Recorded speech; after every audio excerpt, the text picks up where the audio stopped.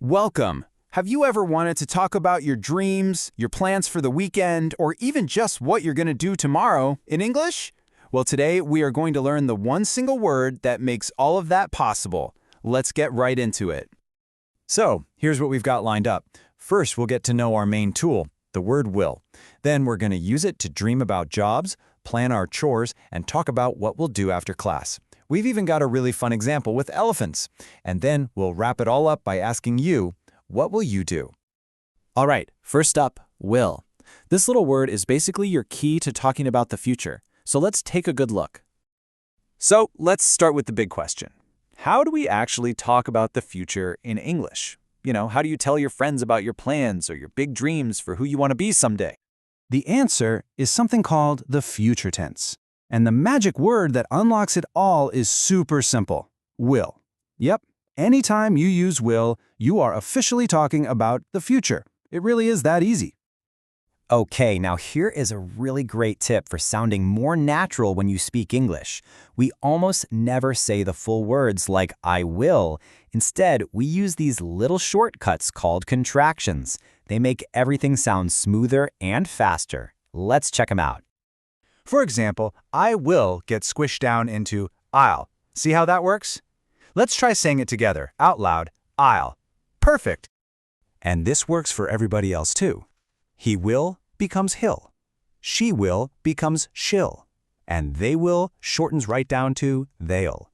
Using these is going to make your conversation sound so much better. So, what if you want to say no about the future? Now, this one is super important. We don't say willn't or anything like that. The right way to say will not is won't. So, I will not go just becomes I won't go. Okay, part two. Now that we've got our new tool, will, let's use it for something really fun, dreaming about our future jobs. First things first, we need some words. Let's look at these amazing jobs. I'll say the English word, and you can say it right after me. Ready? A tennis player, a movie director, a designer, a hairstylist, a surgeon, a flight attendant. Awesome job! This is just a perfect question to ask a friend. And hey, notice that word in there? You'll. It's our contraction. Asking, what do you think you'll be, sounds way more natural than saying you will. This is exactly how people really talk. And here's how you answer. See, we're using that smooth contraction again. I think I'll be a tennis player. It is the perfect way to share your own dream for the future. Section 3. Nice work! Now, will isn't just for those big, faraway dreams. We can also use it for everyday stuff, like the chores we have to do this weekend. So, let's learn some words for chores. Let's read these together, you and me. I'll start.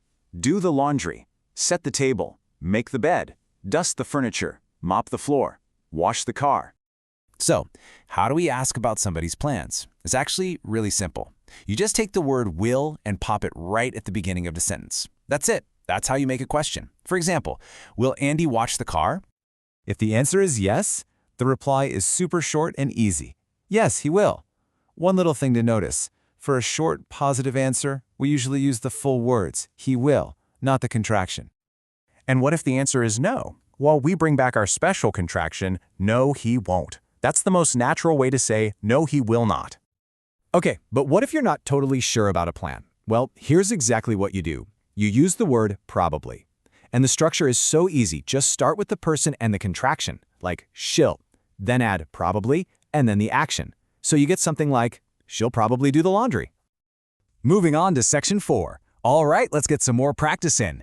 This time we're going to talk about the really near future, like our plans for right after class. So, what might you do later today? Let's check out some ideas. Say them with me. Do homework, clean my desk, go swimming, go bowling, or maybe my favorite, go to sleep. This right here is a perfect little conversation. One person asks, what will you do after class? And the other person uses this great phrase, in this case, it's I think I'll do homework. You can use that pattern for anything. All right, section 5. So we've used will to talk about people's dreams and plans, but you can use it for anything that's going to happen in the future. And for our next example, we're going to talk about elephants. This is such a cool story. So at this camp, people saw these baby elephants kicking around soccer balls and even trying to paint pictures. And they were so amazed, they made a prediction about the future. Check out the quote. Maybe they'll be soccer players or painters someday. See? It just goes to show you can use will to talk about any future possibility, no matter how wild. And now for our last section. Okay, we've learned the super useful word will and all its contractions. We've practiced with jobs, chores, and after-class plans. So there's really only one thing left to ask. This is what it all comes down to. You have the tools now. You have the key to talking about tomorrow. So I want you to really think about it. What will you do right after this? What will you do this weekend? And what do you think you'll be when you grow up? Now you know how to say it in English.